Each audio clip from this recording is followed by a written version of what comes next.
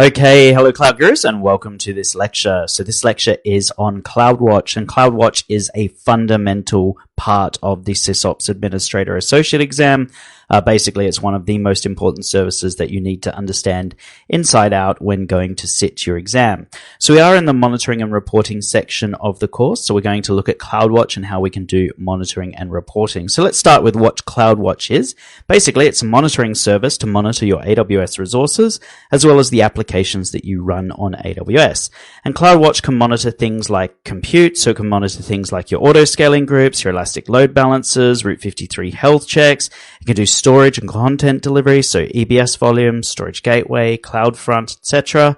It can also monitor things like your database and analytics, so these are things like DynamoDB, your Elasticache nodes, RDS instances, your Elastic MapReduce job flows, Redshift, etc. And it can also monitor other things such as SNS topics, SNS queues, OpsWorks, CloudWatch logs, estimated charges on your AWS bills, etc. So the most fundamental important thing to understand going into your exam is what it monitors by default when it comes to EC2, and then what you need custom metrics for. So by default, it monitors these things called host level metrics, and they consist of basically four different things. Three different things from a physical point of view, and then a status check. So the three different things are CPU, network, and disk. So it can monitor things like CPU utilization, or network throughput, or disk I/O, for example. And then it can also monitor the actual health of both the EC2 host as well as the EC2 instance. These are known as status checks.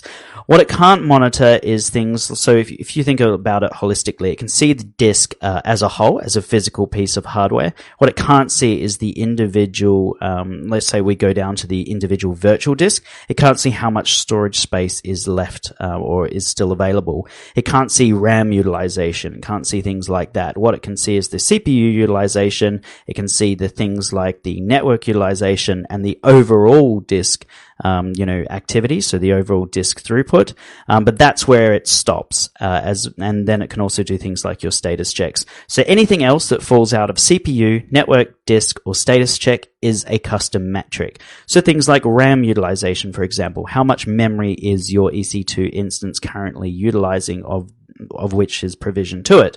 And so that is what we call a custom metric. And we will have a lab coming up, which will show you how to monitor this. We're going to use a Perl script to go in and configure it on our EC2 instance. And then we're going to start pushing these metrics to CloudWatch. So just remember going into your exam, if it's not CPU, network, or disk, or the actual status of the EC2 hardware, the EC2 host, as well as the EC2 instance, then it's going to be a custom metric. And you will be tested on this throughout the exam. Also, it's really important to understand how long CloudWatch metrics are stored. You can retrieve data using the Get Metrics Statistic API or by using third-party tools offered by AWS partners. And you can store your log data in CloudWatch logs for as long as you want. By default, CloudWatch logs will store your log data indefinitely. So you can change the retention for each log group at any time. You could just say, okay, for my ELBs, I only want, data for the last 2 weeks. But for my EC2 instances, I want to go all the way back to 6 months. So you can change it, but by default, it is logged indefinitely. And you can also retrieve data from any terminated EC2 or Elastic Load Balancer instance after its termination. So do bear that in mind as well. In terms of metric granularity, it really depends on the AWS service. Many default metrics for many default services are 1 minute, but it could also be 3 minutes or 5 minutes depending on the service. Now you get basically normal monitoring and detailed monitoring. Normal monitoring is every 5 minutes. Detailed monitoring is every 1 minute. And custom metrics, so things like RAM utilization, which we'll see coming up, the minimum granularity that you can have is 1 minute. Now, one important thing to note here is if you have just your default CloudWatch settings on for, like, say, EC2, you're only ever going to get 5 minute data points. That's even if if you do have a script that's pushing data to CloudWatch every 1 minute, CloudWatch will actually aggregate that over the 5 minutes. And again, we're going to see that in the lab coming up. In terms of alarms, you can create an alarm to monitor any Amazon CloudWatch metrics in your account, and this can include EC2 CPU utilization, elastic load balancer latency, or even the charges on your AWS bill. And you can set the appropriate thresholds in which to trigger the alarms, and also what kind of action should be taken if an alarm state is reached.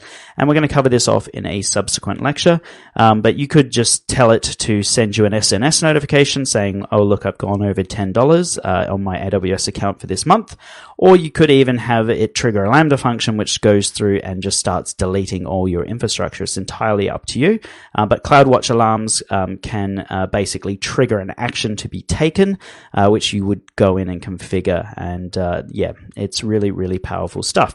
So onto my exam tips. Just remember what CloudWatch is. It's a monitoring service to monitor your AWS resources as well as applications that you run on AWS.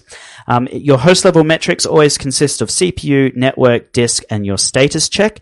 If it's asking you about a metric outside of this, such as RAM utilization or even the amount of storage space left on a virtual hard disk, you're going to need custom metrics. So RAM utilization is a custom metric. And remember that for custom metrics, the minimum granularity is 1 minute. Also moving on, terminated instances. You can retrieve data from any terminated EC2 or Elastic Load Balancer instance after its termination, and CloudWatch logs by default are stored indefinitely. And then finally, just remember with your metric granularity, so you have 1 minute for detailed monitoring and 5 minutes for standard monitoring.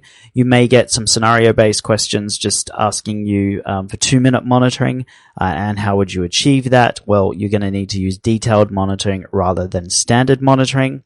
And one thing I didn't really cover off in this lecture, but one thing you should definitely be aware of is that CloudWatch can be used on-premise as well. It's not restricted to just AWS resources.